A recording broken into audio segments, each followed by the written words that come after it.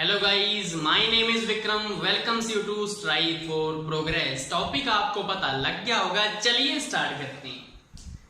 First question है हमारा, in a class of 60 students 40% can speak only Hindi, 25% can speak only English and rest of the students can speak both the language. Total how many students can speak English.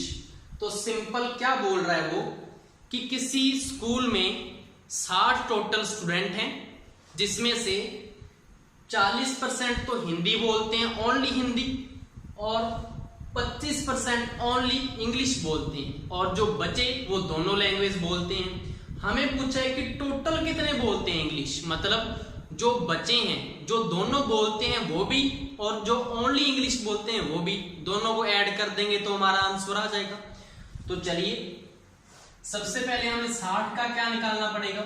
60 का 40% कितना आ गया, 24 हमारा क्या आ गया, जो तो क्या बोलते हैं, हिंदी बोलते हैं। अब 60 का 25% जो ओनली इंग्लिश बोलते हैं वो कितने हैं, 25 चौका 100, 15 चौका 60, तो 15 क्या है हमारे ओनली इंग्लिश वाले। अब हमें टोटल पूछा है, तो पहले तो दोनों को ऐड करो, 5 4 9, 2 और 1 3, तो 39 क्या है टोटल स्टूडेंट है। अब इसमें 60 में से माइनस को, 60 माइनस 39, तो क्या आ जाएगा, 10 में से 9 गया 1 और 5 में से 3 गया 2, मतलब जो 21 स्टूडेंट हैं उन्होंने क्या बोला है, रेस्ट ऑफ द स्टूडेंट। हमने क्या किया, जो हिंदी बोलने वाले थे और जो इंग्लिश बोलने वाले थे दोनों को प्लस कर 60 में से माइनस कर दिया, तो हमारे पास कौन से बचे, जो दोनों लैंग्वेज बोलते हैं। तो दोनों लैंग्वेज वाले कितने हैं 21, और ओनली इंग्लिश वाले कितने हैं 15। तो हमें टोटल पूछा है, तो 21 जो दोनों लैंग्वेज बोलते हैं और जो ओनली इंग्लिश बोलते हैं 15, तो टोटल इंग्लिश वाले कितने हो गए, 5 और 1 6, 2 और 1 3, 36 हमारे जो स्टूडेंट हैं वो टोटल हैं जो इंग्लिश बोलते हैं। ऐसे आंसर आ जाएगा इसका। अगर ऐसा पूछ लेता कि टोटल हिंदी बोलने वाले कितने अपने स्टूडेंट्स हैं, तो क्या आ जाता, तो हम क्या करते, 21 तो था ही, 21 में प्लस क्या कर देते, 24 प्लस कर देते, तो टोटल हिंदी बोलने वाले आ जाते। अगर ये पूछ लेता ओनली इंग्लिश बोलने वाले कितने हैं, तो 15 हैं, ओनली हिंदी वाले 24 हैं। सारे टाइप्स मैंने बता दिए जो इस क्वेश्चन में बन सकते हैं। नेक्स्ट हमारा क्वेश्चन है, Rajiv spends 20% of his salary on food, 15% on recharge, 10% on education and 35% on house rent. If he spends rupees 1950 on education, how much does he spend on recharge? तो उसने हमें education का बता रखा है कि इतने रुपए खर्च करता है, जो कि 10% के क्या है, इक्वल है। तो हमें किसका फाइंड करना है कि वो रिचार्ज जो करवाता है उसके ऊपर वो कितना खर्च करता है। तो सिंपल ही है कि अगर किसी का जो 10% है, किसी भी चीज का अगर 10% इक्वल है 1950 रुपए की, तो हमने उसका क्या निकालना है, 15% ऑन रिचार्ज है, उसका हमने 15% निकालना है।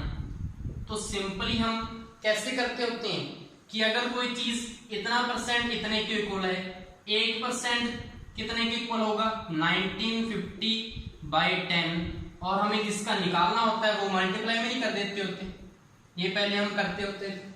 तो सिंपली ऐसे आंसर आ जाएगा, इससे ये कट जाएगा और इसको आप क्या कर लो, मल्टीप्लाई कर लो 195 को 15 से।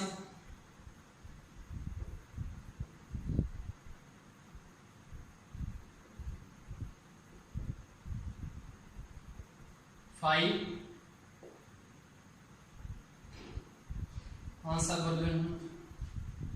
2925, आपका आंसर आ जाएगा 2925।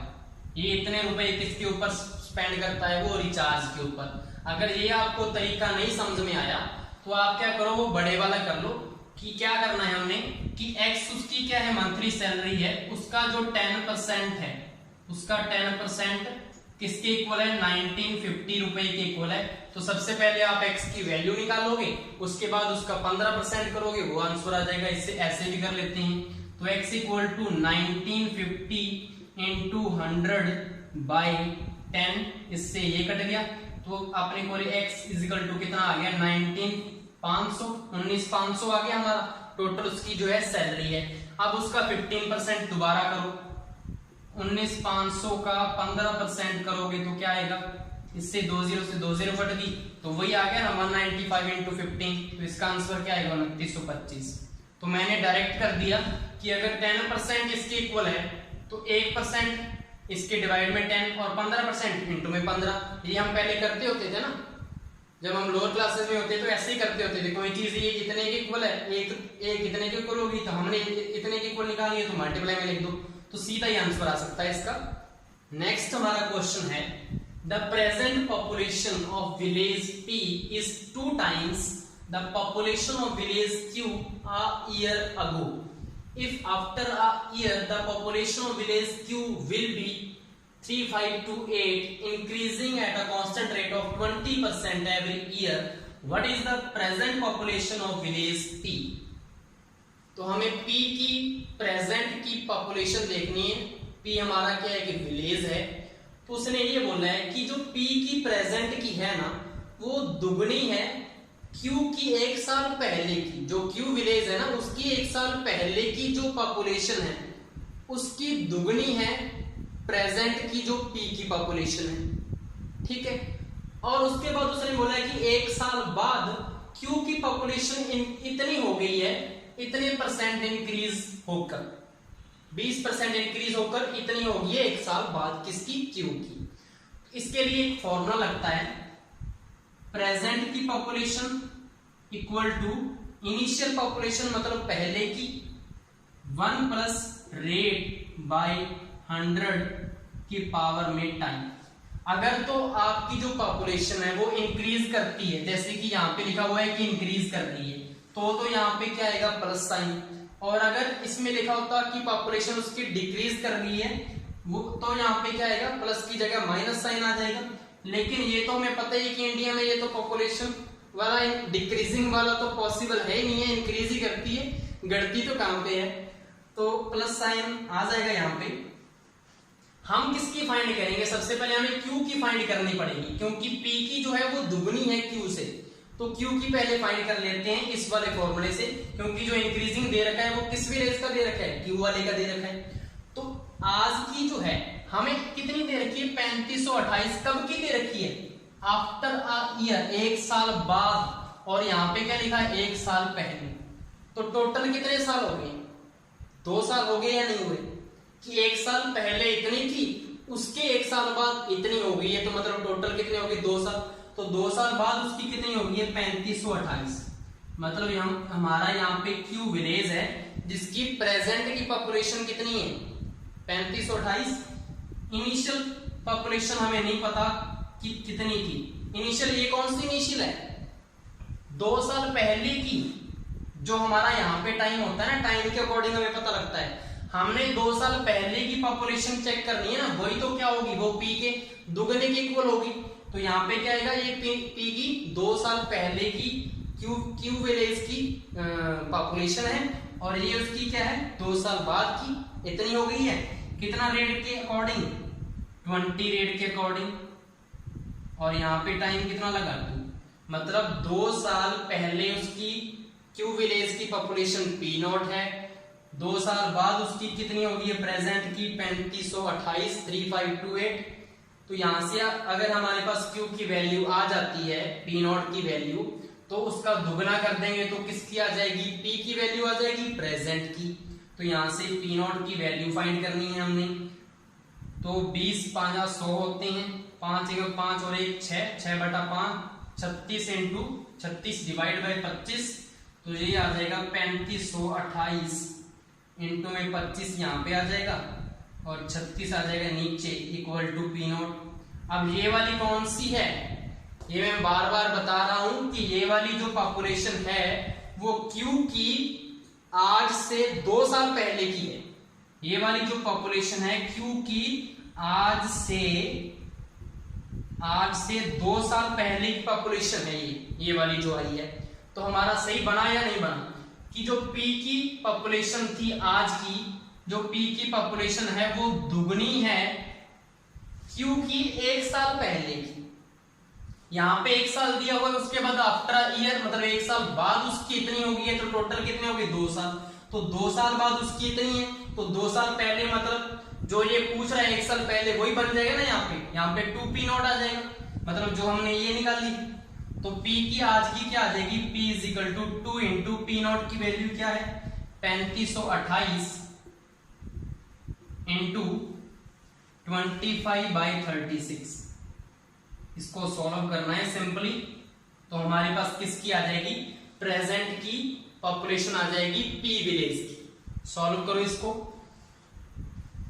कितने पे जाएगा ये, इसको 2 पे काट लो अगर कुछ नहीं पता लग रहा तो। 2 18 36 होते हैं, उसके बाद 2 1 2, 2 7 14, 2 6 12, 2 4 8, 2 9 18। अब फिर नहीं कट रहा कुछ, 3 पे जाएगा क्या, 3 5 15, 2 3 8 24 और 2 3 8 24 और 3 3 9। पीछे वाले क्वेश्चन का आंसर निकाल लेना, थोड़ी कैलकुलेशन ही रहती है। आइए नेक्स्ट क्वेश्चन देखते हैं, ये भी आपका मंथली सैलरी के ऊपर है। ऐसे क्वेश्चन ही आते हैं परसेंटेज के ऊपर। क्वेश्चन क्या है, from his monthly salary Shyam invest 15% in a scheme, 25% he pay as EMI towards a loan and 40% he keeps aside for his monthly expenses. If the remaining rupees 4800 he keeps in his bank account, what is his monthly salary? ऐसे question ही आते हैं आपकी। हमने क्या करना है, उसकी monthly salary find करनी है। इसमें उनका खर्चा बताया हुआ है, क्या क्या खर्च किया उन्होंने और कितने रुपए बैंक में जमा करवा दिए और कितने रुपए निकाल लिए, ताकि और किसी मंथ में अगर कोई खर्चा होता है तो उसके लिए उसने अलग से रख लिए। तो चलिए देखते हैं, हमने सपोज कर लिया कि उसकी मंथली सैलरी है x, तो x में से अगर हम माइनस कर दें उसका जितना भी खर्च हुआ है और जितने उसने अलग रखे हैं, तो कितने रुपयों के इक्वल आ जाएगा वो 4800 नहीं बचेंगे। मतलब मेरी टोटल सैलरी जैसे कि 12,000 मान लो, उसमें से मैंने इतने रुपए 200 250 इतने रुपए मैंने खर्च कर दिए और उसमें से मेरे 700 रुपए बचे जो मैंने बैंक में जमा करवा दिए। तो मैंने 12,000 में से जो मेरा खर्चा हुआ अगर मैंने उसको निकाल दिया तो वो मेरे कितने के इक्वल आएगा, जो मेरा बचे हैं 700 रुपए उसके इक्वल ही आएगा। तो वैसे ही हमने यहाँ पे करना है कि x उसकी मंथली सैलरी है, x में से हमें जितना जितना उसका खर्चा हुआ वो यहाँ पे लिखना है और इक्वल टू में क्या लिख देना है 4800। तो x माइनस, देखो Shyam invest 15% in a scheme, देखो मंथली सैलरी का 15% है तो x का 15% उसने किसमें खर्च कर दिया, एक स्कीम में। उसके बाद 25% ही पे एज EMI, हमें पता है कि x का ही चलेगा तो x को मैं कॉमन लिख सकता हूँ। x को मैं अगर यहाँ पे लिख दूं तो कोई दिक्कत है, क्योंकि x तो सभी में लगेगा ही। यहाँ पे मैं क्या कर दूं, प्लस कर दूं, यहाँ पे प्लस ही होगा क्योंकि यहाँ पे तो माइनस कर ही दिया हमने।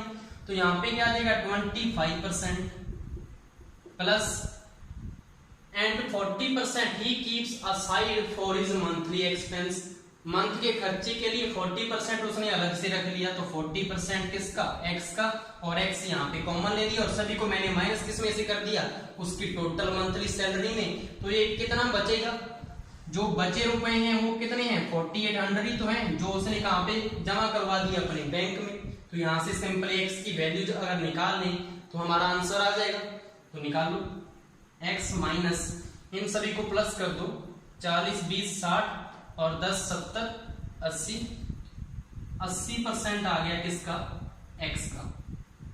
80% का मतलब यही है 80/100 इज इक्वल टू 4800। इसको सॉल्व करेंगे तो क्या आ जाएगा, ये 20x into 20x equal to 4800 into 100, x equal to क्या आ जाएगा 48,0000 बाई 20। तो इससे ये कट गया तो ये हमारा आ जाएगा 24,000। तो 24,000 रुपए किसकी मंथली सैलरी है, श्याम की, मेरे नहीं है, वो मैंने एग्जांपल दिया था, उतनी भी नहीं है मेरी तो जितनी मैंने बताई थी। तो ये किसकी आ गई, श्याम की मंथली सैलरी है, जिसमें से उसने 15% किसी पे खर्चा किए, 25% किसी पे और 40% अलग से रखे और 4800 जो बचे थे वो बैंक में जमा करवा दिए। ये आपके क्वेश्चन थे। इस टाइप के क्वेश्चन ही आपके एग्जाम्स में आते हैं परसेंटेज के टॉपिक के ऊपर। आई होप सो आपको सारे के सारे क्वेश्चन अच्छे से समझ में आए होंगे। Thank you.